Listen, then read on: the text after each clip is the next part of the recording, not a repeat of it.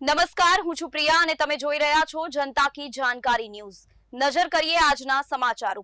દામનગર શ્રી ખોડલધામ સમિતિ પ્રેરિત લેઉવા પટેલ સમાજનો ચોથો સમૂહ લગ્નોત્સવ યોજાયો। દામનગર સહજાનંદ ગુરુકુળ પરિસરમાં સમસ્ત લેઉવા પટેલ સમાજ આયોજિત ચોતૃથ સમૂહ લગ્નોત્સવમાં 13 નવ દંપતીઓએ લીધી આદર્શ દાંપત્ય જીવનની દીક્ષા।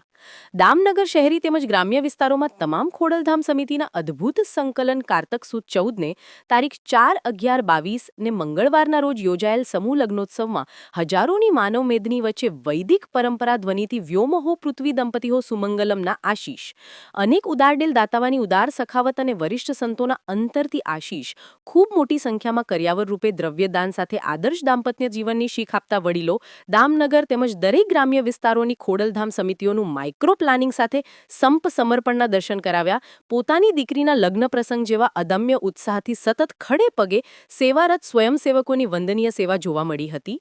રિપોર્ટ નટવરલાલ ભાટિયા।